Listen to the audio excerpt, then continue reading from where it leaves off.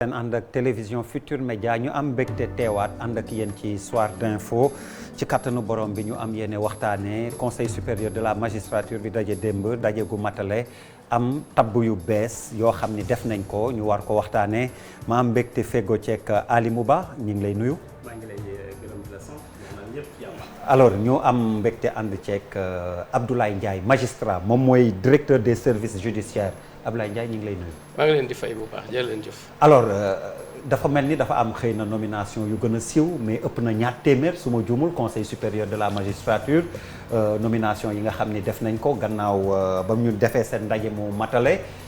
bokk na ci ñi ci gën a fës départu sëñ Bassirou Gueye moo doon procureur waaye it Souleymane Teliko mi ñu nommé Tamba dellu si. Ousmane Diagne nekkoon fi ay jamono it procureur mais ni nga ko wax am na yeneen ak yeneen dinañ ci xuus mais déjà li ñu bëggoon a xam mooy ndax ñii ñu nommé dañ leen di consulter ak ban jeexital lay am nomination yi ci fonctionnement justice bi ndax dafa tagga témbe woon ñu bëri ñi ngi doon wax am na place yu bëri kenn nommé wu fa ban jeexital lay am ak naka lay demee. waaw maa ngi lay nuyu bu baax monsieur Dere maa ngi profité occasion pour nuyu sama collègue magistrat yëpp. bon di nuyu greffier yi ak personnel judiciaire bi ñu àndal di liggéey tous les jours. naturellement di nuyu téléspectateurs yi nga xam ne ñu ngi ñuy seetaan. fii ci Sénégal ak ci étranger bi yëpp. bon comme ni nga ko waxee réunion conseil supérieur bi passé nommé nañ ci ñaar téeméer ak juróom-ñett fukk ak benn nit. 281 mesures moom la conseil supérieur bi jël. bon comme ni nga ko waxee c'est vrai. bon xaar nañ ko pendant quelque temps nomination yi am importance moom lañ ci def muy permettre tribunaux yi objectif bi mu gën a fonctionner en tout cas ni mu war a fonctionner parce que comme ni nga ko xamee bon nommé magistrat nekkul lu bees quoi c'est-à-dire toujours ñu ngi nommé ay magistrats ci conseil supérieur de la magistrature parce que loolu la texte yi wax parfois ñu def ko réunion conseil supérieur ni muy fonctionner nii parfois mu nekk aussi consultation à domicile mais ak lu ñu ci mënti wax dafa nekk dans le cours normal du fonctionnement de la justice c'est-à-dire li xew nii bërki démb bon c'est vraiment quelque chose de normal loo xam ni dafa war a am donc ñu nommé administration centrale ministère de la justice nommé nañu ay magistrats cour suprême nommé nañu ay magistrats ci tribunaux de grande instance yi nommé nañu ñeneen tribunaux d'instance yi am na yoo xam ni ay avancement au choix am na ñoo xam ni dafa nekk ay détachement ay disponibilité donc mesures yooyu yëpp la ñu dajale mu nekk comme li ma la wax ni 281 mesures xëy na am na yenn yoo xam ni intéressé na ñu ciy wax. waaw parce que dafay am ñu ci gën a fas mais tamit est-ce que yéexul amul àpp boo xam ni waroon nañ ko ci def te amul wala. bon en réalité texte bi dafa wax que dañu war a def 2 sessions du conseil supérieur par année. bon c'est vrai que. toog nañu à peu près 1 an amul bon am na ay considération mën na ko expliquer parce que bon parfois il faut préparer vraiment bien préparer ces mesures là parce que mesure nomination ci poste yi nga xam ni moom la ñu pourvoir barki démb mooy nekk ay premier président cour d'appel ay procureurs généraux ay directeur central nekkul ay mesures yomb yoo xam ni bon neex na jël à la va-vite quoi. alors est-ce que en quelque sorte loolu mën na expliquer. comme ni ma wax Alimu dafa am ñoo xam ne tamit ça suscite commentaire parce que dañu fës. par exemple le départ de Bassirou Gueye il est resté quand même 8 ans su ma juumul au poste est-ce que bëriwul est-ce que yàggu fa trop. bon Serigne Bassirou Gueye bon est un magistrat compétent. mu nekk ci postam di fa liggéey. amul benn texte boo xam ni wax na ni bon. day tënk ab waaw day tënk ab bon am na yoo xam ni bon bu ñu la nommé at intérim parfois dañuy fixer intérim bi 3 ans. mais bu ñu nommé nit ci poste il fait correctement son travail bon amul dara loo xam ni mën na exiger ñu ne ëpp na wala yàgg na. en tout cas autorité bi au niveau du ministère de la justice dinañu apprécier liggéey bi nit yi di def boo amee une raison bu mën a justifier. ñu affecté nit pour ay raisons disciplinaires wala. peut-être moom mu bëgg a dem feneen wala ñu war ko affecté feneen. dinañ ko def balaa may jox Alimu loolu laa bëggoon terminer parce que ñun xamuñu. moo tax dañuy laaj pour leerlu balaa ñuy gën a xuus.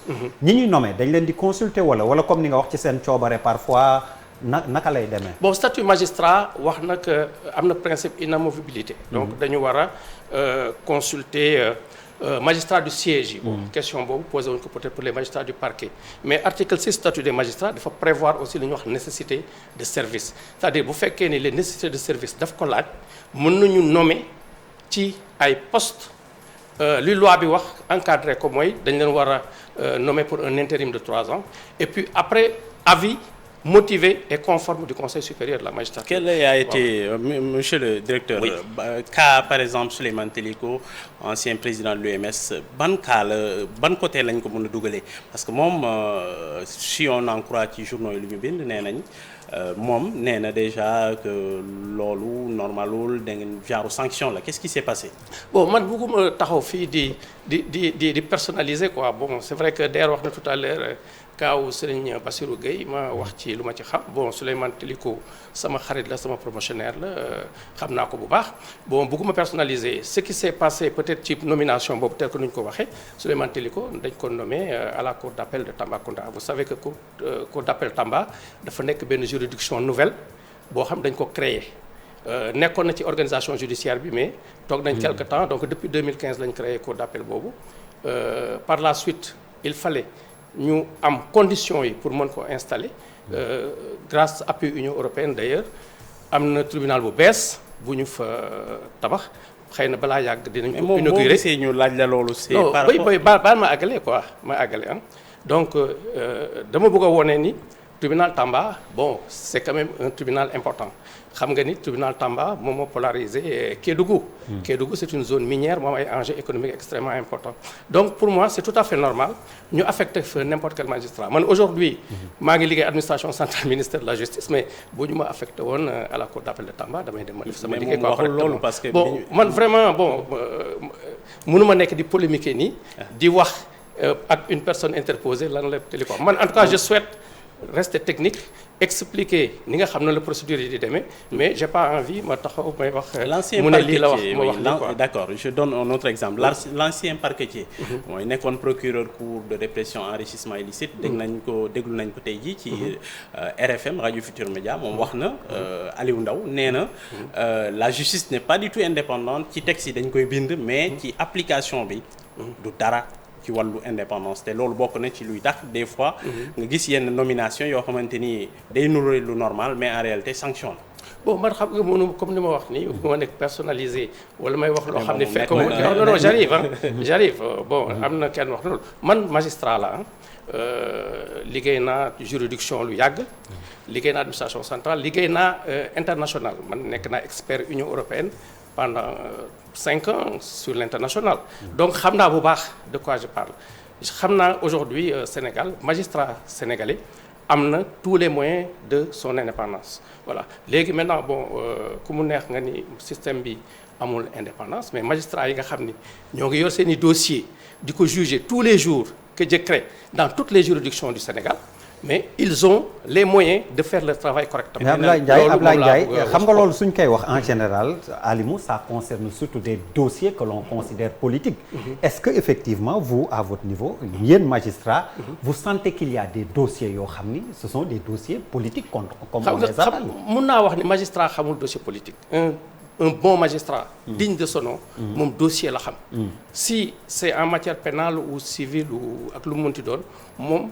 Il juge en âme et conscience sur la base éléments yi nga xam moom lañ ko jox boo amee un dossier da nga ko war a juger conformément à la loi devant Dieu et devant les hommes loolu mooy li nga xam ne ñun loolu la ñu war a def man bon du ma plaider du ma mun a taxaw ma ni dossier bi politique la wala dossier bi lii la man yàgg naa juger ci ay dossier su ma ko amee man damay xool li ma sama conscience may ma def ko conformément à la loi mais au ma droit man ma nekk magistrat ma prêter serment ma yor sama dossier ma taxaw ma ne je ne suis pas indépendant. Monsieur le directeur ci wàllu ci wàllu woowu am na itam problème boo xamante ni soulevé nañ ko ci wàllu nomination loolu mooy problème indépendant par exemple inamovibilité du magistrat waruñu ko déplacer sans ñu laaj ko même bu fekkee su nekkul nécessité de service loolu un la mais deuxième problème bi mooy dem nañ ba benn mois léegi carrière magistrat yi exécutif moo ko yor loolu nee nañ élément la boo xamante ni mun nañ ko téye pour pousser peut-être magistrat bi mu dem côté A wala gauche pousser ko mu nekk koo xamante ni day docile day nangu. xam nga système judiciaire bi nu muy fonctionner ci ay textes la tëdd.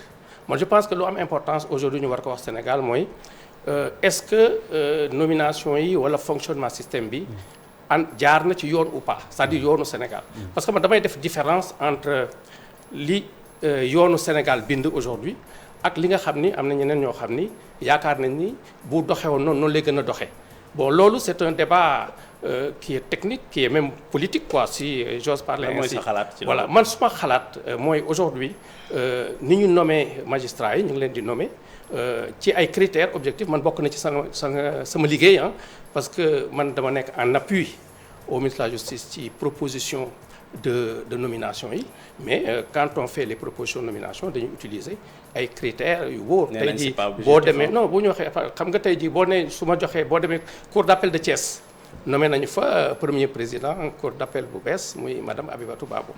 Alors Babou Wade alors boo demee mais jëluñu n'importe qui nommé ko foofu. bala ñu lay nommé premier président du cour d'appel da nga war a am parcours da nga war a am benn grade boo xam tey boo ñëwee tey sama service nga ubbi dossier magistrat bu nekk son parcours est là. dafa am ay critères am na ay critères. Bon parce que tey mënuñu jël benn magistrat boo xam ni nekkul magistrat hors hiérarchie ñu nommé ko ci premier président du cour d'appel wala mu nekk procureur général cour suprême. Ça n'a pas de sens. C'est-à-dire poste bu nekk ci système bi dafa am ay critères.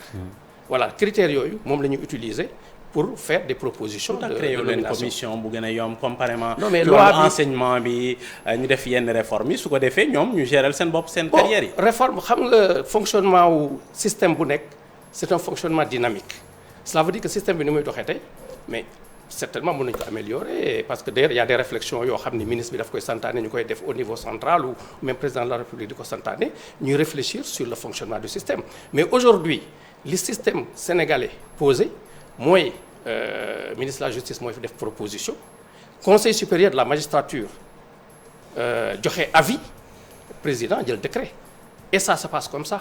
C'est-à-dire amul benn magistrat boo xam ne aujourd'hui nommé nañ la ci benn poste de responsabilité te jaarul ci procédure bi nga xam ni mooy bi ma wax léegi day am proposition day am avis Conseil supérieur de la magistrature dafay am décret. te bu ñu la nommé bu la neexee parce que Sénégal état de droit la ku mu neex nga attaqué décret bi la nommé devant la Cour suprême et il en a toujours été ainsi quoi depuis longtemps. Moi vraiment dama souhaiter dépassionner un peu ce débat là parce que parfois fi ñu koy yóbbu nekk ko fa li am mooy dañuy jël ay magistrats di nommé leen ci ay postes comme ni ñuy jël ay greffiers nommé leen ci ay postes pour le bon fonctionnement de la justice. Maintenant ci nomination yi ku nekk mën nga ci am sa avis mais ñun en âme et conscience li ñuy liggéey quoi ci fi ñu nekk dañ koy teg ci règle li ñu ko war a tegee. Directeur, est-ce qu'il y a assez de magistrats pour justement le bon fonctionnement de la justice au Sénégal? Ça c'est une excellente question. Ça veut dire qu'aujourd'hui nous sommes environ 520 magistrats au Sénégal. Avec 54 à peu près qui sont en position de détachement. Mais avec assez de cabinets, comme je dis, assez de magistrats pour toppatoo dossiers yi longue détention yi. détention loolu laay wax boo gisee ma ni la dañu nekk 520 magistrats. nekk à peu près avec une cinquantaine qui sont en détachement. lan mooy cinquantaine en détachement ñun xamuñu boo c'est-à-dire ñi nga nekk détachement mooy magistrat yi nga xam ni nekkuñu liggéey ci juridiction yi. parce que xam nga tey am nañu ay collègues yu bëri dañu dem nekk directeur de cabinet secrétaire général ministère ñii dem politique yi. wala ñi loolu tamit bëri na de ñi def politique yi man boole ma ci ñi nga xam ni peut-être bugguma dugg tellement ci débat boobu. parce que am na magistrat yoo xam dañu nekk en position de disponibilité. ñoom ñoo xam lan am na yaa aussi ñoo xam ne magistrat lañu fekk nekkatuñu magistrat tout ça c'est des débats mais je suis d'accord avec vous aujourd'hui que quand même nous n'avons pas amuñu suffisamment de magistrats pour faire fonctionner le système bi. C'est pourquoi d'ailleurs dernièrement am na benn plan de recrutement boo xam ne mettre nañ ko en œuvre centre de formation judiciaire mu ngi recruter ay magistrats am na fa actuellement ni presque une cinquantaine de magistrats qui sont en formation yoo xam ne ñu ngi yaakaar. C'est vrai que toog nañ quelque temps quand même Sénégal defuñu woon ay recrutement sur une période normale man nekk naa directeur centre de formation judiciaire pendant 10 ans de 2002 à 2009 man maa nekkoon directeur du centre de formation judiciaire donc les questions de recrutement et de formation presque sama spécialité la quoi. Alors c'est juste pour dire que système bi dafay gagner ci am peut-être un nombre de magistrats bu ëpp bi ñu am ni mais comme vous le savez bon recruter magistrat c'est pas comme recruter beneen agent de l'État parce que da ngay jël magistrat boo koo xam ne dafay am master en droit aujourd'hui def concours bu serré de formation 2 ans centre de formation judiciaire pour mën a génn nekk juge suppléant après ngay avancer quoi et puis nag boo génnee ñu yóbbu la affecté la ci tribunaux yi ngay avancer jógee deuxième grade dem premier grade dem hors hiérarchie voilà c'est comme ça que le système fonctionne. Le système il est vraiment bien normé. Maintenant on peut l'améliorer, ça on est d'accord. Bon, il y a des efforts que l'État est en train de faire. En moyenne, chaque cabinet d'instruction gère combien de dossiers? Non, bon, alors le nombre de dossiers que les cabinets d'instruction gèrent, ça dépend des cabinets. Parce que tu as dit un cabinet qui est à Dakar ak benn cabinet d'instruction bu nekk à Saint-Louis ou à Kaolack bokkul quoi. Dakar moo ma gën a taxaw. Non, ñun dañu am ay statistiques yi ñëw nii bon parfois dina nekk ay 200 ou 300 dossiers parfois. Pour un magistrat. Bon nekkul tellement bon je veux dire que tey mënuma ta wax cabinet bu nekk nombre de dossiers nii mais il y a quand même une surcharge de travail qui est liée au fait que dañu am ay déficits ressources humaines. Bon actuellement à Dakar bon mi ngi am 8 cabinets bon 10 la woon après bi ñu ubbee tribunal Pikine Guédiawaye bon ñu am 8 cabinets là-bas. Maintenant moi on y travaille au niveau du ministère pour augmenter peut-être les ressources humaines yokk nombre de cabinets yi pour permettre pour wàññi surcharge de travail bi ci magistrats yi. Mais heureusement que magistrats yi bon yi nekk ci juridiction yi bon ils sont braves di def seen liggéey conformément à la loi. te bon bëriwuñu tey ñu ngay dégg ñuy ñaxtu quoi que ce soit. Les conditions de travail da ngay dégg des fois ñu koy wax surcharge de travail bi peut-être matériel bi bureau yi nu ñu mel ci yenn en tout cas juridiction yi problème la itam. Bon conditions de travail bon c'est Pikine par exemple. Bon conditions de travail Pikine peut-être que très bientôt xëy na di ngeen suivre ci presse bi inauguration.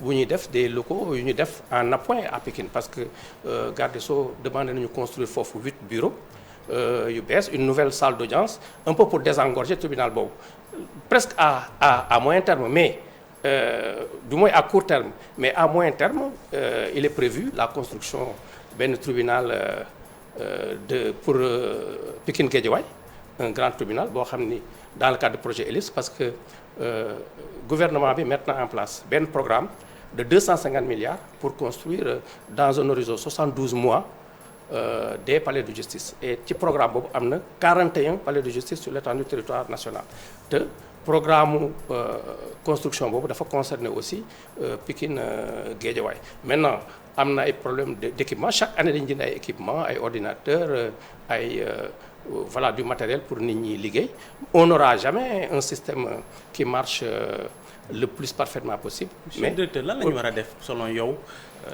damay laaj sa avis lan la ñu war a def pour peut-être que tey jii suñu magistrature bi nu ñuy wax ci moom oui les juges ne sont pas indépendants justice bi et tout dégg nañ lu nu mel à chaque fois lan la ñu war a def tey jii pour quand même redorer le blason de la justice. xam nga en fait bu ñu wax redorer le blason de la justice ou li nit ñi di wax nekk loo xam ne ma engagé parce que man wax naa la que man nekk naa expert en réforme juridique et judiciaire donc presque loolu dama ko liggéey ci dëkk. système bu ñu am ni je dis mun nañ ko améliorer bon c'est normal. Sur quoi, maintenant bon bu ñu améliorer système bi fexe ba am plus de moyens peut-être xëy na budget yi nga xam ni ministre de la justice am na ko ñu am un peu plus de moyens financiers ce matin ministre de la justice mu ngi woon Assemblée nationale sur le vote du budget. Le budget du ministère de la justice est passé à 72 milliards donc benn augmentation de presque 49% parce que budget bi yokk na vraiment ba nekk 72 milliards. Peut-être que bon mun naa wax ni sama souhait mën nañu am un budget 100 milliards par exemple qui nous permettrait non seulement ñu tabax ay tribunaux mais permettre ñu def formation permettre ñu jënd ay équipements pour que bon justice bi gën a mën a répondre à l'attente des citoyens sénégalais. Voilà donc il y a certes des problèmes inhérents à suñu dëkk mu nekk dëkk sous-développé ou en développement mais comme li ma wax man dem naa ci ay dëkk yu bëri yoo xam ni du ma dem di comparer sama bopp ak dëkk yoo xam ni parce que man dama bëgg aussi niveler ñu dem ci kaw mais je dis que am nañu peut-être le minimum de moyens xëy na on doit se battre davantage pour am des moyens. Est-ce que l'exécutif day téye ay dossiers selon non exécutif téye ay dossiers man débat bi ma wax sànq mooy li nga xam ne man moom laa gëm man sama pratique professionnelle loolu laa gis c'est-à-dire magistrat dossier lañ koy jox muy gérer muy liggéeyam mënuma xalaat ban ma yor sama dossier di ko liggéey kenn ñëw teg ci loxoom. voilà maintenant système bi. léegi nga baal ma je vais personnaliser pour exemple bi gën a leer. vous avez pratiqué comme vous dites. oui. exécutif musuñu la woo ñaan la ci dossier sangam man kenn musu wala xaw ma xëy na taalibe nga am na foo bokk wala sa waa koñ am na foo dëkk. musuñu ñëw oui bon pression lañ ko mën tuddee. xam nga genre pression yooyu. non c'est que Aliou dafa wax léegi mu ne exécutif mu teg loxoom. ma ne ko.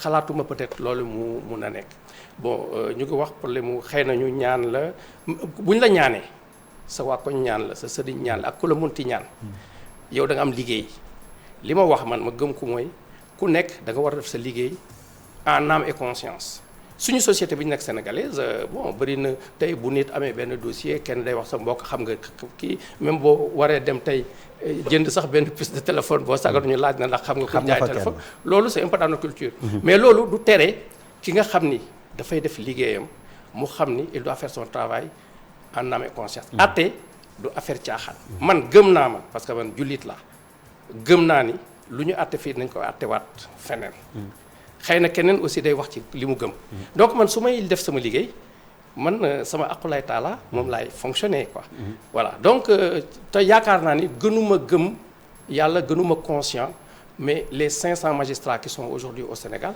et puis dont certains ñi ngi nekk fi ñu nekk def seen liggéey de la manière la plus consciencieuse te kenn déggu leen. alors directeur sànq yaa ngi wax ak Alimou ci réforme yi nga xam ne mën na gën a améliorer système bi est-ce que bokk ci conseil supérieur de la magistrature njiitu réew mi bañ a ko jiitee génn ci bon débat boobu dina tax loolu muy wax soupçon de ñi ngi teg seen conc ci yenn dossiers yi wala yooyu loolu tamit dina ko régler. bon xam nga débat boobu am na fii am na feneen am na dëkk yoo xam ni expérimenté nañ fa bëgguma citer dëkk quoi mais am na dëkk boo xam ni dafa meloon comme Sénégal ñu poser le problème de la composition du conseil supérieur de la magistrature alors dëkk boobu bi ñu fa demee ñu def réforme bi ñu ne président de la république bu mu bokkati ci conseil supérieur bi ak ministre de la justice magistrat yi ñoom kese ñu def ñu gérer bon vraiment bi ñu gérer waat am na ñu ne est-ce que président du dellu si waat parce que bon il y a eu beaucoup de problèmes en tout cas beaucoup de problèmes. Gouvernement des juges wala.